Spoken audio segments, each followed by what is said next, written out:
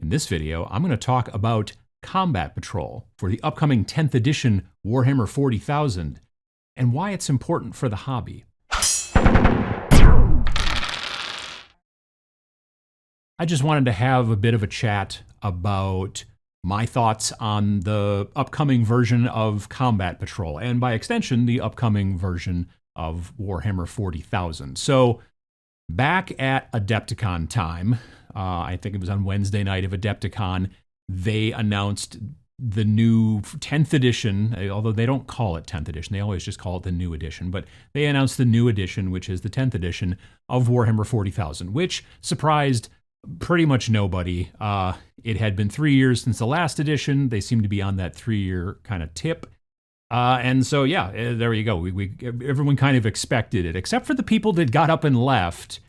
Like, because they went through the entire kind of, announcement about different things. And, here's some Horus Heresy stuff, and here's some stuff for this and that. And then they asked for Q&A, and people got up and left, like the people that get up and leave as soon as the credits start rolling in a Marvel movie. And then the rest of us are sitting there going, you might want to hang on. But anyway, after they did some QA for a bit, then they were like, oh yeah, one more thing. And then they announced 10th edition and played the big video and all that stuff. And then there was another QA kind of about 10th. Anyway, during that conversation about 10th edition, they also talked quite a bit about Combat Patrol, which definitely kind of perked my ears up. The real short, kind of sweet for 10th edition, from what we understand, it's going to be streamlined, which they did back in 8th as well. It was pretty wildly successful for 8th, if you'll remember. So when 10th was coming out, my thoughts were it's going to be streamlined, and I was right, called it. And also, I bet they're going to rip off the Band-Aid and do indexes again, which they did back in 10th edition. Now, if you don't know what indexes are, if you're relatively new to the hobby, and welcome, usually in the past, you'd have a codex for your army, a new edition of 40K would come out, and your codex would still work from 4th to 5th or 5th to 6th and that kind of stuff, because the rules didn't change very drastically. So the stats in the book basically, maybe they had to put an FAQ, but otherwise they basically worked. Well, when they decided to do 8th, they made some pretty specific kind of broad-reaching changes. Still, I activate my entire army and then you activate your entire army as opposed to alternating activation or anything like that. But there were other big changes, and in doing so, all the old codices became useless because those stats didn't work anymore, and they had to make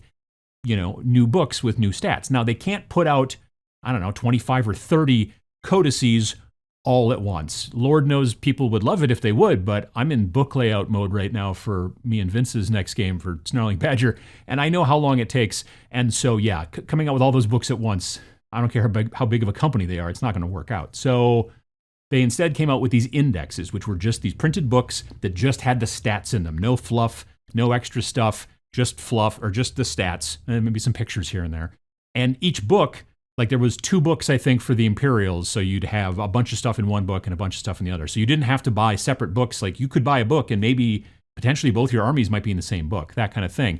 And there were also books for Chaos, there were books for Xenos and all that kind of stuff. So you bought this inexpensive book, I think they were 25 or 30 bucks, it had the stats, and then you were good to play 8th with those stats until your codex finally came out some point during that 3-year period of 8th edition, and then that was your new stuff. So they're doing that again with 10th, except it's a bit different. Now, you can buy the book if you really want a physical book, but they're also making the books free to download. So there'll be a free PDF that will have all the stats so that you can play 10th with your stuff and not have to go out and buy a new codex. When the new codex comes out, it's a little unclear as to whether or not there'll be a free codex that has just the data sheets or how they're going to handle all that kind of stuff. But it is a very different vibe coming out of, the Warhammer 40 camp in this situation. Now, I mentioned Combat Patrol also, which, piqued my interest. Combat Patrol, well, this is a Combat Patrol box right here. This is the Blood Angels one. This is the most recent one I've purchased. I'll talk a little bit about it in a sec, kind of. The idea behind Combat Patrol's been around for a long time, and it's usually, the most recent version of it was for 9th edition. You played, I believe it was 500 points of models, which Frankly, the game has never worked great at 500 points. It's always been, it's a big army game. It's not a small army game. And 500 points was a relatively small army. Not necessarily how much stuff was in the box here, because these boxes did vary quite a bit. But it was, pretty close. So Combat Patrol was something where you played, I think it was 500 points, or maybe it was 25 power level, either or, however. And then you could play against your friends and play with a smaller group of stuff. You don't need an entire 2,000 or 3,000 point army. Well, this new Combat Patrol that they're now talking about is a very different thing. Here's how it's the same, though. It's using the 40K rules. It is not its own standalone kind of like rule set, like let's say Combat or Kill Team is. It is its own. It's using the 40K rules. The difference is in the stat cards, the data sheets, the new data sheets that they've been showing some of them off on Warhammer Community. Those they'll look the same. They'll be formatted the same. All the little fields will be the same. You'll have strength and toughness and leadership and range and this and that and the other thing and all that kind of stuff. But the values of those on the Combat Patrol versions may be different, probably will be different than the standard 40K versions.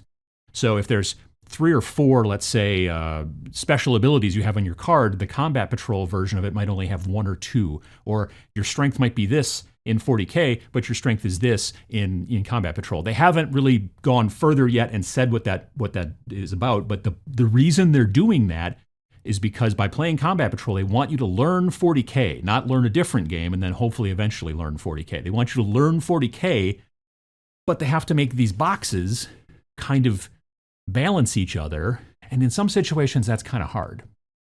Currently, there is a Custodes box, which, if you were to run it in normal 9th edition rules, is way over 500 points, like a lot. And then, of course, there's the Imperial Guard, which is probably very, very much below 500 points. So they say they're going to try to balance them all together, and the reason that they're going to do that is because unlike previous versions of Combat Patrol, where you came up with a list of 500 points, in Combat Patrol now, you buy this Combat Patrol box, or whatever flavor you want, Sisters of Battle, Space Marines, Tyranids, whatever, and then that's your list. So there's no list building in the new version of Combat Patrol, which, frankly, I like. But I know that, as a veteran, doing that and liking that is a little weird. But for a new person getting into the hobby, not having that analysis paralysis of like, well, how do I even build a list? Like, is this a good list? I mean, you see people like this constantly on Discord and Daka and all the different types of places like that where people show up, Facebook or whatever, and they're like, hey, I came up with this list. This is my first list. What do you think? You don't have to do that now if you're getting into, Combat Patrol. You buy the box, you build the box, and then that's your list, and you don't have to worry about it. This, I think, is a very, very smart move for basically being able to get people into the game. These boxes cost $160, which is not inexpensive, but for 40K and getting into it, it's pretty inexpensive. Did I mention you don't have to buy any books at all? The rules that you use to play normal 40K will be free for Combat Patrol, and all the data sheets will also always be free for Combat Patrol. So, in my opinion, like I said, I obviously believe that this is a very good thing for Warhammer, obviously, for Warhammer 40K. Getting people into the hobby is kind of difficult by getting them into, let's say Kill Team or even Warcry. Both of those initially were kind of designed to make it so that people who like skirmishy stuff have something to do, with the hopes that it will eventually either get you into 40K or it'll get you into Age of Sigmar. Neither of those games play like the bigger versions. The rules are nothing alike. 2018 Kill Team at least had a lot of things in common with Warhammer 40,000, but now the 2021 version of Kill Team has very little to do stats-wise and data sheets and the way the game is played and all that kind of stuff. It's just not the same game at all, which there's nothing wrong with, but it's very difficult to, as a sell, to be like, look, start playing this and then start playing the big game, which is what, obviously, Games Workshop wants. They want everybody to be playing the big games because then they assume you buy more models. Whereas by playing the small game, this is my, at this point, I believe, 5th Combat Patrol, which, again, I'll get back to in a second. But the idea behind this is that it gets people into the hobby, and it admittedly gets people into Warhammer, but getting people into Warhammer does get people into the hobby. They have a massive, massive marketing reach. So when you're trying to convince somebody who is new to the hobby, hey, are you interested in painting little people and all that kind of stuff and pushing them around, throwing dice and all that kind of stuff? Most people are going to be interested in playing Warhammer. It's just the truth. Now, I'm a fan of indie games. I'm a producer of indie games, but I understand that when you are getting into the hobby, it's all about the big name and what everybody else is doing. That's just kind of the thing. I made a video years ago about music, about popular music. When you first get into a music as an early teenager or whatever, you generally pay attention to popular music. Very few 11-year-olds, like the first band that they ever follow is like an indie band that broke up 10 years ago that was only around the Portland area or something like that. And I mean like Portland, Maine, not even like Portland. You know what I mean? Like generally you start listening to the stuff that's on the radio, you get into, I don't know, Taylor Swift or whatever the kids are into these days. And then maybe you stay that way the entirety of your life. But on the other hand, very frequently as you get more and more music, you get more and more into indie stuff. And I talked about that. Pachow. This is the same thing. If we can at least get people into the hobby through something like this, then it's good for the overall hobby. It's obviously good for, Games Workshop as well, but it's good for the overall hobby. These guys, these little plastic folks, can be used in other game systems, miniature agnostic game systems and things like that, which, I'm going to continue to talk about here on the channel, but I'm very interested in Combat Patrol. So I hear you saying, well, why are you so interested in Combat Patrol? What about that? Well, Combat Patrol was how I got into Warhammer for the most part. Like the very first game that I ever played that was technically a miniatures game was BattleTech back in middle school, and then a little bit of it in college. But it was in the late 2000s when I got into actual Warhammer 40,000. 5th edition was all the rage at that time. And all the guys that I played with, we played Combat Patrol because none of us had the money or the time necessarily to build a huge 1,500, 2,000, 2,500 point army. And Combat Patrol back then was 400 points. And it was just something that I think had maybe been in an episode or in an issue of White Dwarf or something like that. You had like certain limitations. You couldn't take a vehicle that had more than 33 hull points. You couldn't take, I think, a model that had more than 2 wounds. There was a bunch of different little, caveats. But otherwise, you built yourself a 400-point force and you played. And we did it all the time. My good friend Sam Lenz, who you know from here on the internet, we played in his brother's garage on Sundays quite frequently. We even went to an event at one point, a whole bunch of us, one of the earliest videos on this channel. You see a very young me and a very young Sam and whatnot. And it was a game that I really enjoyed. It was a format that I really enjoyed. And it did eventually get me into a 1,500-point painted army and almost a 2,000 when then kind of things fell apart when like 7th edition happened. I started playing again at 8th. And then 9th, and then not so much. So I think that for me, when they said Combat Patrol, like I said, ears perked up. And then, when they started explaining what they were going to be doing, I was very, very, very on board kind of right away. Even though the rules aren't out right now, we know that you buy a box, you build the box, that's your list. So I'm already working on stuff. I'm already currently working on a Deathwatch army, which I'm painting on Twitch and having a great time with. I love painting black.